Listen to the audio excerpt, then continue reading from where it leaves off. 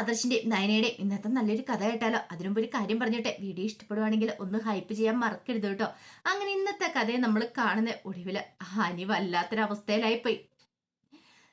ജാനകി പറഞ്ഞു, എടാ മോനെ, എനിക്ക് എന്താണെങ്കിലും ഈ നെക്ലേസും കമ്മലും ഭയങ്കരമായിട്ട് ഇഷ്ടപ്പെട്ടു കേട്ടോ. നീ ഞങ്ങളുടെ വെഡിങ് ആനിവേഴ്സറിയെ കുറിച്ച് ഓർത്ത് വെച്ചിട്ട് എനിക്ക് വേണ്ടി ഇത് വാങ്ങി തന്നല്ലോ, ഒത്തിരി സന്തോഷമുണ്ട്. പിന്നെ നിന്റെ അച്ഛനോട് ഞാൻ കേക്ക് കെട്ടിയുന്ന കാര്യത്തെക്കുറിച്ചൊക്കെ പറഞ്ഞിട്ടുണ്ടായിരുന്നു. പക്ഷെ നിന്റെ അച്ഛൻ ദേഷ്യപ്പെടുവേ. ആദർശം നയനയൊന്നും ഈ വീട്ടിലില്ലാത്ത സമയത്ത് ആഘോഷങ്ങളൊന്നും വേണ്ടെന്ന് അനി പറഞ്ഞു. അച്ഛൻ പറഞ്ഞ് ശരിയായിട്ടുള്ളൊരു കാര്യമില്ല അമ്മേ, അവരില്ലാതെ ഇവിടെ ഒരു ആഘോഷമൊന്നും വേണ്ട, കേക്ക് കട്ടയത്തും കാര്യങ്ങളൊന്നും വേണ്ടാന്ന് പറഞ്ഞു. വേണ്ടെങ്കിൽ വേണ്ട, പക്ഷെ പുറത്തു പോയി ഫുഡ് കഴിക്കണമെന്ന് ഞാൻ നിന്റെ അച്ഛനോട് പറഞ്ഞു. അപ്പൊ നിന്റെ അച്ഛൻ സമ്മതിച്ചെന്ന് പറഞ്ഞു. എന്നാ ഒരു കാര്യം ചെയ്യാം, അച്ഛനും അമ്മയും കൂടെ പുറത്തു പോയി ഫുഡ് കഴിച്ചോളാൻ പറഞ്ഞു. എന്താടാ നീ പറഞ്ഞേ? അച്ഛനും അമ്മയും തനിച്ചോ? നല്ല കഥയായി.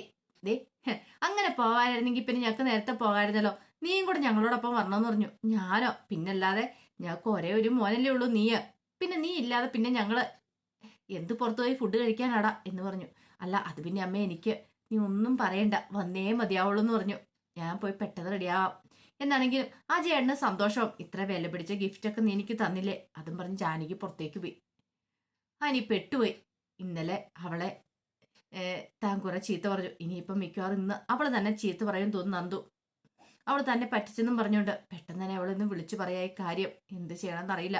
ഇനിയിപ്പൊ അവളുടെ പുറത്തു പോകാനായിട്ട് പറ്റില്ലല്ലോ. അങ്ങനെ അനി നന്ദുവിനെ വിളിക്കുന്ന സമയത്ത് നന്ദുവിന്റെ ഫോൺ സ്വിച്ച് ഓഫ് ആയിരുന്നു. ഇനിയിപ്പൊ എന്ത് ചെയ്യും? അവളുടെ ഫോൺ സ്വിച്ച് ഓഫ് ആണല്ലോ. പെട്ടുള്ള ഭഗവാനെ എന്നൊരു ചിന്ത അനിയുടെ മനസ്സിലും ഉണ്ടായി. കുറച്ച് കഴിഞ്ഞപ്പം ആദർശ് ഏൺ ജ്വല്ലറിയിലേക്ക് വരുവാണ്. അങ്ങനെ വന്നു കഴിഞ്ഞപ്പോഴത്തേനും ഡേവിഡ് കുറെ കളക്ഷൻസ് ഒക്കെ എടുത്ത് കാണിക്കണം. പുതിയ മോഡൽ കളക്ഷൻസ് ഒക്കെ എങ്ങനെയുണ്ട് സിംഗെ, ഇഷ്ടപ്പെട്ടോ എന്ന് ചോദിച്ചു. ആദർശ് നോക്കിയിട്ട് പറഞ്ഞു, കൊള്ളാം, സൂപ്പർ ആയിട്ടുണ്ട്. ഇതിനു മുമ്പ് ഞാൻ മൂർത്തി ജ്വല്ലറി പോയിട്ടുണ്ട്, പക്ഷെ അവിടെ പോലും ഇത്ര നല്ല കളക്ഷൻസ് ഞാൻ കണ്ടിട്ടില്ല. പക്ഷെ ഇത് അടിപൊളിയായിട്ടുണ്ടെന്ന് പറഞ്ഞു. അത് കേട്ട് കഴിഞ്ഞപ്പോൾ ഡേവിഡ് പറഞ്ഞു, ഞങ്ങളുടെ ജ്വല്ലറി പുതിയതായിട്ട് ഒരു ഡിസൈനിന്റെ ചാർജ് എടുത്തിട്ടുണ്ടെന്ന് പറഞ്ഞു. ആള് മെടിക്കുക എന്ന് പറഞ്ഞു. പിന്നീട് ക്യാബിനിലേക്ക് വിളിച്ചിട്ട് അവളോട് ഇങ്ങോട്ടേക്ക് വരാൻ പറയുകയാണ് മാളവികയോട്. ഇത് കഴിഞ്ഞപ്പം മാളവിക അങ്ങോട്ട് വന്നു. പിന്നീട് ആദർശിനെ പരിചയപ്പെടുത്തുകയാണ്. അതിനുശേഷം ആദർശ് മാളവിയോട് ഹായ് ഒക്കെ പറയണം. മാളവിയോട് പറഞ്ഞു, ഡിസൈനൊക്കെ സൂപ്പർ ആയിട്ടുണ്ട്, നല്ല ഭംഗിയുണ്ടെന്ന് പറഞ്ഞു. അപ്പോഴേക്കും ഡേവിഡ് പറഞ്ഞു, സാറേ അതുകൊണ്ടല്ലേ ഞങ്ങൾ ഇവിടെ പിടിച്ചിർത്തിയിരിക്കുന്നേ. കാരണം ഞങ്ങൾക്ക് നല്ലൊരു ഇതാണ് ഇവള് തരുന്നത്. കാരണം നല്ല നല്ല ഡിസൈനും കാര്യങ്ങളൊക്കെയാണ് ഇവള് തരുന്നത്. പിന്നെ സിംഗിന് വേണ്ടുന്ന കാര്യങ്ങൾ ഏത് മോഡൽ വേണമെന്ന് പറഞ്ഞാൽ മതി, ഇവൾ അതുപോലെ തന്നെ നമുക്ക് ഡിസൈൻ വരച്ചു തരുമെന്ന് പറഞ്ഞു. അത് കേട്ടപ്പം ആദർശ് പറഞ്ഞു, ആഹാ അത് കൊള്ളാലോ, നല്ലൊരു കാര്യമുള്ളൂ എന്ന് പറഞ്ഞു. പിന്നെ അങ്ങനെയല്ലേ, ഇനി എന്താണെങ്കിലും ഞങ്ങള് ഇവളുടെ പേരിൽ ഒരു കളക്ഷൻ ഉണ്ടാക്കുമ്പോൾ പോവാ, മാളവിക കളക്ഷൻസ് എന്ന പേരില്. പിന്നെ ഇവൾക്ക് നല്ല വമ്പിച്ച സാലറി തന്നെ ഞങ്ങൾ കൊടുക്കുന്നത്. അതോടൊപ്പം തന്നെ എന്താണെങ്കിലും മാളവിക കളക്ഷൻസ് കിട്ടുന്ന പ്രോഫിറ്റിന്റെ ഒരു വിഹിതം അത് ഞങ്ങൾ ഇവൾക്ക് കൊടുക്കുന്നുണ്ടെന്ന് പറഞ്ഞു. അത് കേട്ടപ്പോൾ മാളവിക പറഞ്ഞു, സാറേ ഇത്രയും നല്ല ഓഫറൊക്കെ കിട്ടുന്ന ഒരു ജ്വല്ലറി വിട്ട് ഞാൻ എന്താണെങ്കിലും ഒരിടത്തേക്കും പോകാനൊന്നും പോകുന്നില്ല. ആദർശ് പറഞ്ഞു, പോവരുത്. കാരണം ഇത്രയും നല്ലൊരു ജ്വല്ലറി കയറാന്ന് പറഞ്ഞിട്ടുണ്ടെങ്കിൽ മാളവികയുടെ ലക്കാന്നൊക്കെ ഇങ്ങനെ പറയണം. പിന്നീട് മാളവിക അങ്ങോട്ട് പോയി കഴിഞ്ഞപ്പോഴത്തേനും ഡേവിഡ് പറഞ്ഞു, എങ്ങനെയുണ്ട് ഞങ്ങളുടെ മാളവിക ഡിസൈനർ ഇഷ്ടപ്പെട്ടോ എന്ന് ചോദിച്ചു. പിന്നെ ഇല്ലാതെ അവർ ഡിസൈൻ ചെയ്ത ഈ ജ്വല്ലേഴ്സും കാര്യങ്ങളൊക്കെ എനിക്ക് ഒത്തിരി അധികം ഇഷ്ടപ്പെട്ടെന്ന് പറഞ്ഞു. ഡേവിഡിനും ഭയങ്കര സന്തോഷമായി. കുറച്ച് കഴിഞ്ഞിട്ട് ആദർശ് വീട്ടിലേക്ക് വന്നു. നയനയോട് കാര്യങ്ങൾ പറയണം. അപ്പോഴേക്കും നയന പറഞ്ഞു, അതെന്തായാലും കൊള്ളാം ആദർശേട്ടാ. ആദർശേട്ടൻ അങ്ങോട്ടേക്ക് വിട്ട മാളവികയെ അവർ ആദർശനെ പരിചയപ്പെടുത്തുന്നേ. പിന്നെ ഡിസൈനും കാര്യങ്ങളൊക്കെ കാണിച്ചു തന്നെന്ന് പറഞ്ഞു. ആ സമയത്ത് നയന പറഞ്ഞു, ആദർശേട്ടാ പിന്നെ ഒരു കാര്യമുണ്ട്, അനിയെ വിളിക്കണം. അനിയെ വിളിച്ചിട്ട് കുറച്ച് ഡിസൈനിങ് കാര്യങ്ങളൊക്കെ പറയണം. എന്താണെങ്കിലും നമ്മുടെ ജ്വല്ലറിയിലേക്ക് കുറച്ച് നല്ല നല്ല ഡിസൈനിങ് ഒക്കെ എനിക്ക് കൊടുക്കണമെന്ന് പറഞ്ഞ് വരച്ച്. അത് കേട്ട് കഴിഞ്ഞപ്പോൾ ആദർശ് പറഞ്ഞു, അത് ശരിയാ. അല്ല ഇപ്പൊ ഞാനാണെങ്കിൽ തന്നെ അവരോട് പറഞ്ഞു, മൂർത്തി ജ്വല്ലറി പോലും ഇത്ര നല്ല കളക്ഷൻസ് ഇല്ലെന്ന് പറഞ്ഞു കഴിഞ്ഞപ്പോഴാണ് അവര് മാളവിക കളക്ഷൻസ് കൊണ്ടുവന്നേന്ന് പറഞ്ഞു. പിന്നെ ഒരു കാര്യമുണ്ട്, മാളവിക അയാളുടെ അടുത്തിരിക്കണ സമയത്തല്ല അവിടെ വരുന്ന ഫോൺ കോൾസും കാര്യങ്ങളൊക്കെ അയാൾക്ക് വരുന്നതൊക്കെ മാളവിക ശ്രദ്ധിക്കുന്നുണ്ട്. പക്ഷെ ഇതുവരെയായിട്ടും കൂടുതലായിട്ട് ഡീറ്റെയിൽസ് ഒന്നും കിട്ടിയിട്ടില്ല എന്ന് പറഞ്ഞു. അപ്പോഴേക്കും നയൻ പറഞ്ഞു, അവര് ബുദ്ധിയുള്ളവരല്ലേ, അവര് പെട്ടെന്ന് അങ്ങനെ വിളിച്ചത് ഒരിക്കലും ഇല്ല. ആദർശമാണ് ശരിയാ. ഈ പറയുന്ന സേവിയർ കിരണിന്റെ കൂട്ടുകാരന് അയാളെ ഒരുമാതിരിപ്പെട്ട എല്ലാ നമ്പറും ഹാക്ക് ചെയ്യുന്ന, എന്നിട്ട് പോലും നമ്പറുകളൊന്നും ഹാക്ക് ചെയ്യാൻ പറ്റിയിട്ടില്ല. അപ്പൊ പിന്നെ അതിവിദഗ്ധമായിട്ടായിരിക്കുമല്ലോ അവര് കളിക്കുന്നത്. പിന്നെ എനിക്ക് മനസ്സിലാത്തൊരു കാര്യം, അവരാണെങ്കിൽ പണിക്കൂലി ഇല്ലാതെ സ്വർണം കൊടുക്കുന്നു. പിന്നെ മാളവികയ്ക്കാണെങ്കിലും പിന്നെ അവിടുത്തെ സ്റ്റാഫിനൊക്കെ ആണെങ്കിലും നമ്മൾ പ്രതീക്ഷിക്കാത്ത കൂടുതലാണ് സാലറി കൊടുക്കുന്നത്. അപ്പം അതിനുള്ള വരുമാനം അവർക്ക് എവിടെ നിന്നാണ്, അതിനുള്ള സോഴ്സ് എവിടെ നിന്നാണ്, അത് കണ്ടെത്തിയാൽ മതിയുള്ളൂ. ബ്ലാക്ക് മണി ഉണ്ടെന്നുള്ള കാര്യം ഉറപ്പാണ്. അതിന്റെ വരവ് എവിടെ നിന്നാന്ന് കണ്ടെത്തണം. ഒരു റെയ്ഡിനുള്ള സ്കോപ്പ് ഉണ്ടെന്ന് പറഞ്ഞു. അത് കേട്ടിനിപ്പം നയന പറഞ്ഞു, അല്ല അങ്ങനെ റെയ്ഡ് നടത്തിയിട്ടുണ്ടെങ്കിൽ റെയ്ഡ് നടത്താനായിട്ട് പറ്റുകയൊക്കെ ചെയ്യും. പക്ഷേങ്കിൽ ഇതിന്റെ പിന്നില് ആരോ ഉള്ള എങ്ങനെയുള്ളതെന്ന് അത് നമുക്ക് അറിയാൻ പറ്റില്ലല്ലോ. അതിനകത്തുനിന്നൊക്കെ അവർ തലയൂരി പോരുകയും ചെയ്യും. പിന്നെ നന്ദുവിനോട് പറഞ്ഞിട്ടുണ്ടെങ്കിൽ നന്ദു വേണം റെയ്ഡൊക്കെ നടത്തും. പക്ഷെ ഇവിടെ മാത്രം അവൾക്ക് നടത്താൻ പറ്റുള്ളൂ. ഒരുപക്ഷെ പുറത്തെ സ്റ്റേഷനിൽ പരിധിയിലുള്ള കാര്യങ്ങൾ നടത്താൻ പറ്റില്ലല്ലോ. അവിടെയുള്ള പോലീസുകാരോട് പറഞ്ഞിട്ടുണ്ടെങ്കിൽ അവരെത്ര കാര്യമായിട്ട് എടുക്കാനും പോകുന്നില്ല. പക്ഷെ റെയ്ഡ് നടത്തിയിട്ടുണ്ടെങ്കിൽ ഒരുമാതിരി കള്ളത്തരങ്ങളൊക്കെ നമുക്ക് പിടികൂടാൻ പറ്റുമെന്ന് പറഞ്ഞു. അതിനുള്ള വഴി എന്താണെന്ന് വെച്ചാൽ നോക്കണമെന്ന് പറഞ്ഞു. നയന് പറഞ്ഞു, ആദർശേട്ടാ മുമ്പ് എനിക്കൊരു ആത്മവിശ്വാസമൊന്നും ഇല്ലായിരുന്നു, പക്ഷെ ഇപ്പോഴെന്തോ ഒരു ആത്മവിശ്വാസമൊക്കെ തോന്നി തുടങ്ങിയിട്ടുണ്ടെന്ന് പറഞ്ഞു. ആദർശ് പറഞ്ഞു, അധികം വൈകാതെ അവരുടെ കള്ളത്തരം പൊളിക്കണം. കാരണം വിഷു കഴിഞ്ഞിട്ടുണ്ടെങ്കിൽ പിന്നെ ഓണം വരേക്ക് അത്ര നീണ്ടുപോകാൻ പാടില്ല. കാരണം അതിനു മുമ്പ് നമുക്ക് മൂർത്തി ജ്വല്ലറിയെ മുൻനിരയിലേക്ക് കൊണ്ടുവന്നേ മതിയാവുള്ളൂ. അതിനു വേണ്ടിയിട്ട് നമ്മൾ നല്ല രീതിയിൽ പ്രയത്നിക്കണമെന്ന് പറഞ്ഞു. നയന പറഞ്ഞു, എനിക്ക് ആത്മവിശ്വാസം ഉണ്ട് ആദർശേട്ട സാധിക്കുമെന്ന്. അങ്ങനെ നയന തൻ്റെ മനസ്സിലുള്ള കാര്യങ്ങളൊക്കെ ആദർശനോട് പറയുവാണ്. കുറച്ച് കഴിഞ്ഞപ്പം അനി ആകെപ്പാടെ വിഷമിച്ച് നന്ദുവിൻ്റെ ഫോണിലേക്ക് വീണ്ടും വിളിച്ചു നോക്കുകയാണ്. പക്ഷെ കിട്ടുന്നുണ്ടായിരുന്നില്ല. നന്ദു ആണെങ്കിൽ ഒരു ബ്യൂട്ടി പാർലറിൽ പോയിരിക്കുമായിരുന്നു. അവിടെ പോയി മേക്കപ്പ് ഒക്കെ ചെയ്യുവാണ്. ആ സമയത്ത് ബ്യൂട്ടീഷ്യൻ ചോദിച്ചു, അല്ല ഇന്നെന്താ വല്ല പെണ്ണുകാണലുണ്ടോ മാഡം? അങ്ങനെ ചോദിച്ചിട്ടുണ്ടെങ്കിൽ അങ്ങനെ വലിയ രീതിയിലൊന്നും ഇല്ല, എന്നാലും ചെറിയ തോതിലൊരു പെണ്ണുകാണലുണ്ടല്ലോ എന്ന് പറഞ്ഞു. ഓ അപ്പൊ അതാണല്ലേ റെഡി ആവാനായിട്ട് വന്നേന്നൊക്കെ പറഞ്ഞു. ഭയങ്കര സന്തോഷത്തിലായിരുന്നു നന്ദു. അതുകൊണ്ടാണ് നന്ദു ഫോൺ സ്വിച്ച് ഓഫ് ചെയ്ത് വെച്ചിരുന്നത്. അനിക്കാണെ വിളിച്ചിട്ട് കിട്ടാത്തതിന്റെ സങ്കടം ഉണ്ടായിരുന്നു. അതേസമയം ജാനകി ഒരുങ്ങി സിറ്റ് ഔട്ടിലേക്ക് വരുമ്പോഴത്തേനും അവിടെ ജലജ ഇരിക്കുന്നുണ്ടായിരുന്നു. ജലജയുടെ അടുത്ത് വന്ന് ജാനകി ചോദിച്ചു, കൊള്ളാവോന്ന് ചോദിച്ചു.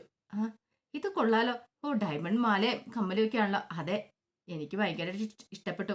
എൻ്റെ അജയന്റെ വെഡിങ് ആനിവേഴ്സറി അല്ലേ ഇത്, അനി എനിക്ക് ഗിഫ്റ്റ് ആയിട്ട് തന്നാന്ന് പറഞ്ഞു. ഓ കൊള്ളാലോ. ഭയങ്കര സങ്കടവും ദേഷ്യവും ജലജയ്ക്ക്. ഓ അവൾക്ക് കിട്ടിയിരിക്കുന്നു ഡയമണ്ട് നെക്ലേസും കാര്യങ്ങളൊക്കെ. പക്ഷെ അതൊന്നും പുറമേ കാണിച്ചില്ല ജലജ. ജലജ പറഞ്ഞു, എന്നാലും എടുത്തി അല്ല എന്നാലും ജാനകി ഇത്ര പെട്ടെന്ന് അവനിതൊക്കെ വാങ്ങി തന്നല്ലോ. അവൻ എം ഡി ആയിട്ട് കയറിയതല്ലേ ഉള്ളൂ. ശരിക്കും പറഞ്ഞാല് ജാനകിയുടെ ഭാഗ്യം തന്നെയാ. അവനായി എം ഡി കസലിരിക്കാൻ ഭയങ്കര ബുദ്ധിമുട്ടായിരുന്നല്ലോ. ഇനിയിപ്പൊ പേടിക്കൊന്നും വേണ്ട, അവൻ നല്ല രീതിയിൽ തന്നെ കാര്യങ്ങൾ മുന്നോട്ട് കൊണ്ടുപോയിക്കോളും. ജാനകി മനസ്സിൽ ഉദ്ദേശിക്കുന്ന പോലെ തന്നെ. അത് മാത്രമല്ല, ഞങ്ങൾ പുറത്തുനിന്ന് ഫുഡ് കഴിക്കാൻ പോവാ. അപ്പൊ കേക്ക് കട്ട് ചെയ്യുന്നൊന്നുമില്ലേ? ഇല്ലാന്നേ, അവൻ അതിനൊന്നും താല്പര്യമില്ല കേക്ക് കട്ട് ചെയ്യാനായിട്ട്. ഇവിടെ വെച്ച് കേക്ക് കട്ട് ചെയ്യണ്ടെന്നാ പറയണേ. ആദർശം നയനൊന്നും ഇവിടെ ഇല്ലല്ലോ, പിന്നെ അജയണ്ണോ അങ്ങനെയൊക്കെ തന്നെയാ. പക്ഷെ പുറത്തു പോയി ഫുഡ് കഴിക്കാന്ന് പറഞ്ഞു. അതൊരു നല്ല കാര്യമാണ്, പുറത്തൊക്കെ പോയി ഫുഡ് കഴിക്കുന്നേ. അപ്പോഴേക്കും അനിയും അജയനും കൂടെ അങ്ങോട്ട് വന്നു.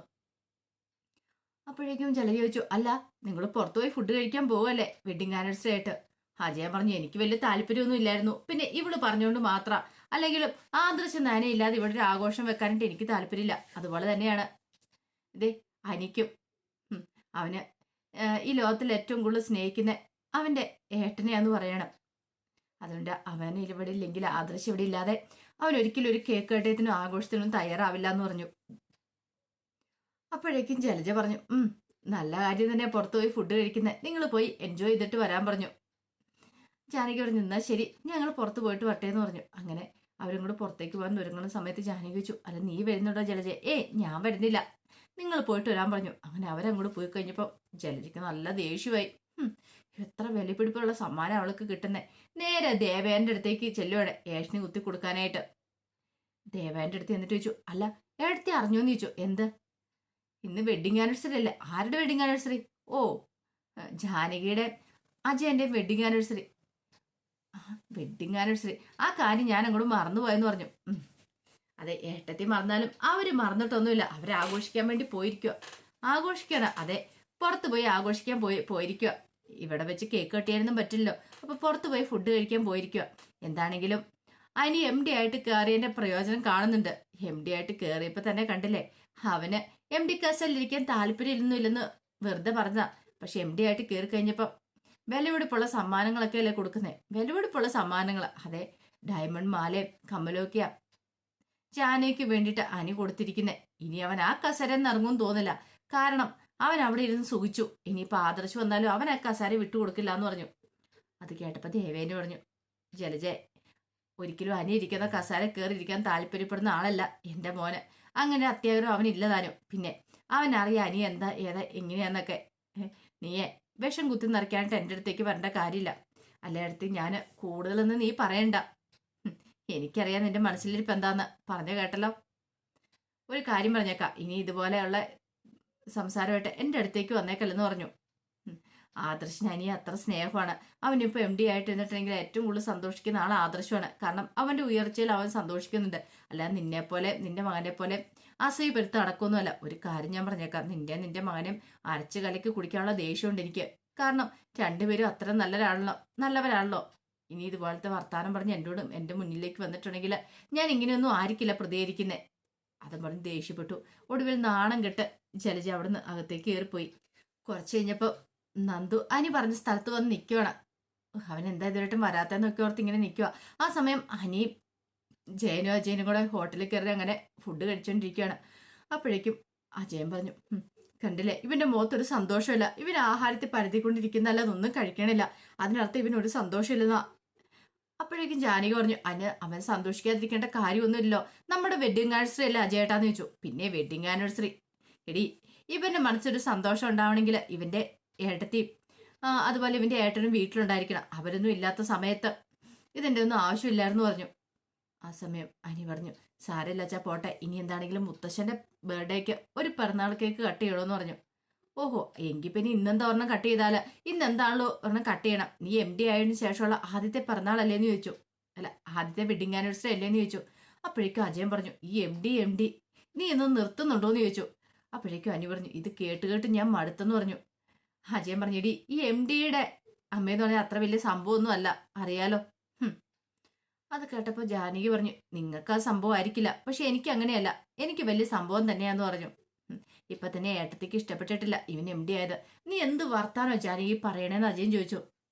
ഏട്ടത്തിക്ക് ഇഷ്ടപ്പെട്ടിട്ടില്ല പോലും. ഏട്ടത്തിക്ക് സന്തോഷമുള്ളൂ, കാരണം ഏട്ടത്തി ഇവനെ സ്നേഹിക്കുന്നുണ്ട്. പിന്നെ അതൊക്കെ വെറുതെ പറയടാ.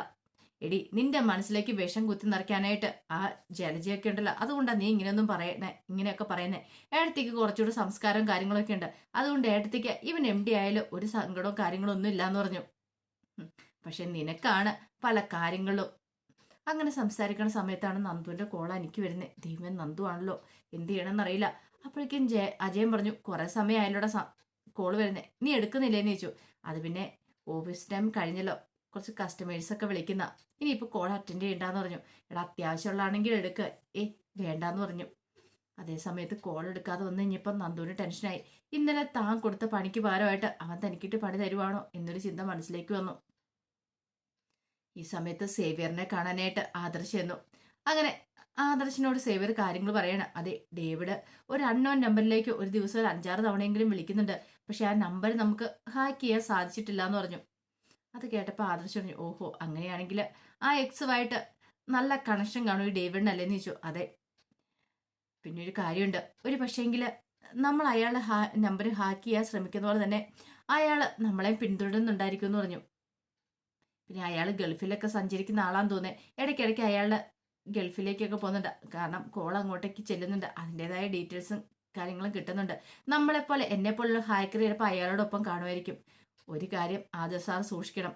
ചിലപ്പം ആദിൽ സാറിൻ്റെ നമ്പറും കാര്യങ്ങളും അവർ ഹാക്ക് ചെയ്യുന്നുണ്ടായിരിക്കും. അതുപോലെ ആദിൽ സാറിൻ്റെ ഫോൺ കോൾസും കാര്യങ്ങളൊക്കെ അവർ ചോർത്തുന്നുണ്ടായിരിക്കും എന്ന് പറഞ്ഞു. ഇത് കേട്ട് കഴിഞ്ഞപ്പോൾ ഒരു ആദർശനിട്ടലോട് കൂടിയിട്ട് സേവ്യർ നോക്കണം. അപ്പോൾ അതിൻ്റെ വിശേഷങ്ങളൊക്കെ നമ്മളിന്ന് കാണുന്നത്. ഇതിൻ്റെ ബാക്കി വിശേഷങ്ങളുമായിട്ട് വൈകുന്നേരത്തെ പ്രമോയി വരാട്ടോ. ഒരിക്കൽ കൂടി എല്ലാവർക്കും ശുഭദിനം നേർന്നുകൊണ്ട് നിർത്തുന്നു.